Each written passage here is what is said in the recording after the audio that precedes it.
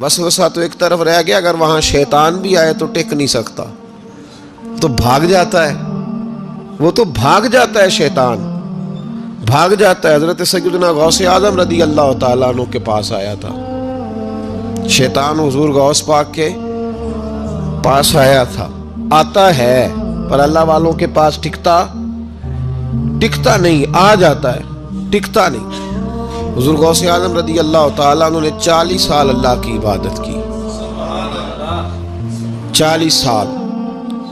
یہاں بھی لوگ بڑے پریشان ہو جاتے ہیں، کیسے جی کیسے کر لی؟ تو میں نے کہا قرآن پڑھو، والذین یبیتون لربہم سجدا وقیاما، وہ راتیں گزار دیتے ہیں اپنے رب کے لیے سجدہ کرتے اور قیام کرتے۔ تو یہ قرآن کی نص نے جب بیان کر دیا، تجھے کیسے شک ہو گیا؟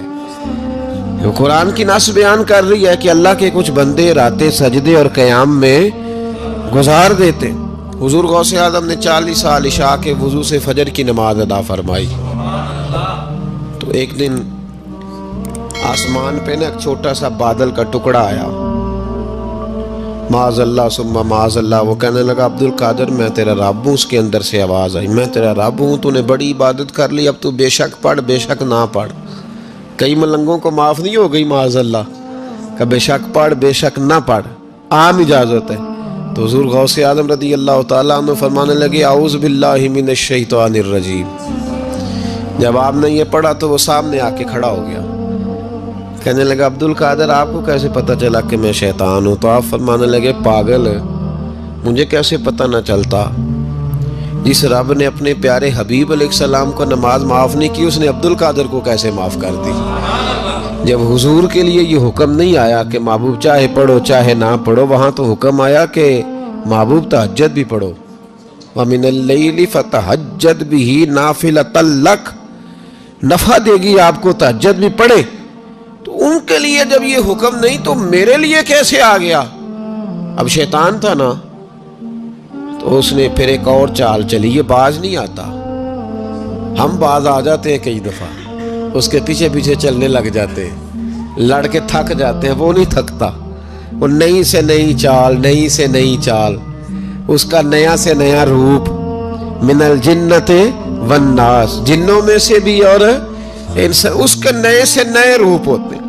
اس نے ایک نیا روپ دھار لیا، کہنے لگا عبد القادر 300 ولی میں نے اسی طرح گمراہ کیے، آپ چونکہ عالم تھے تو آپ کے علم نے آپ کو بچا لیا۔ تو غوث اعظم فرمانے لگے نئے روپ سے آئے ہو؟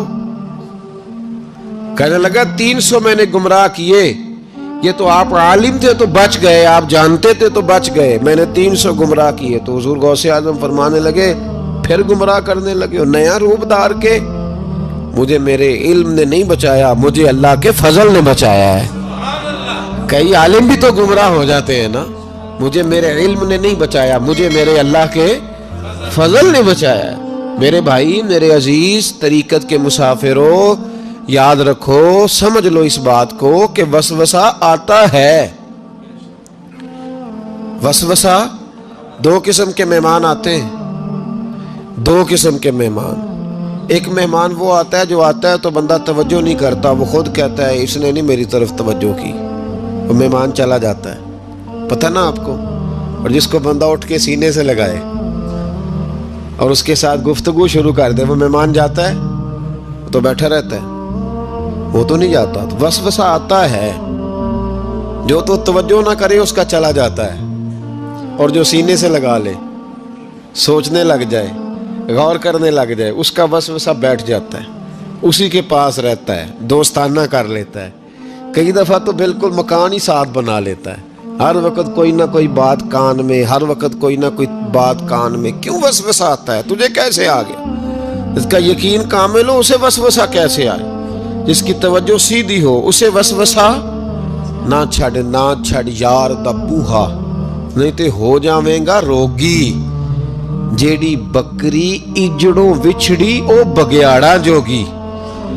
یہ تو بھئی تو اگر اندر رہتا، صحبت کے اندر رہتا، چھتری کے نیچے رہتا، تو پھر وسوسہ تجھے کیسے وسوسہ کس طرح تیرے پاس آیا؟ وسوسہ اس کے پاس آتا ہے جو وسوسے کی جانب توجہ کرتا ہے۔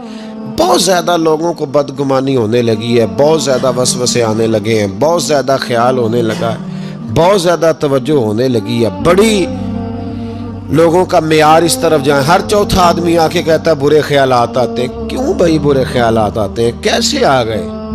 हमारा तो दिल ही एक है और दिल में यार भी एक है, दूसरे के लिए जगह ही कोई नहीं, तो वसवसा कैसे आएगा? हम तो उसके दीदार से आज तक फारिग नहीं हुए, तो गैर की तरफ देख कैसे लिया? ये कैसे हो गया? मुमकिन कैसे हुआ? अपने आप को समेटें, इन वसवसों से अपने आप को बचाएं, इन पर कतई तौर पर कोई तवज्जो न दें। और अगर कभी आ भी जाए तो मैंने कहा है कि उसको सीने से लगाने की जरूरत, उसको झटक दे, बात खत्म हो गई। आ जाता है वसवसा, बड़ों को आ जाता है, वसवसे आया करते हैं, आया जरूर करते हैं, लेकिन जो लोग काबिल होते हैं, जिनका ईमान मजबूत होता है, जिनका तयक्कुन मजबूत होता है, उन लोगों के पास वसवसे हमेशा रहते नहीं। एक अहम बात इस्लाह की जो समझनी बड़ी जरूरी है, आपके लिए बड़ी जरूरी है। आपने ये गौर करना है कि वसवसा आता कहां से है। कोई नहीं समझ आई आपको मेरी बात की? नहीं आई होती तो आप बड़ी दूर पहुंच चुके होते। सर्दी बड़ी ज्यादा थी कमरे में, तो कहीं से हवा आ रही थी ठंडी, तो अब ठंड बड़ी लग रही थी, तो बंदे ने फौरन उठ के भला क्या करना होता है? नहीं, वो पता नहीं कितों आ रही बारी थी, तो अभी गाली है ना जी। अगर तो खिड़की से आ रही है तो किसको बंद करेंगे, और अगर दरवाजे से आ रही है तो जी, और अगर छोटे बच्चे ने पंखा चला दिया तो जी, चल पंखा रहा है, बंदा सारा दिन दरवाजा बंद करता रहे।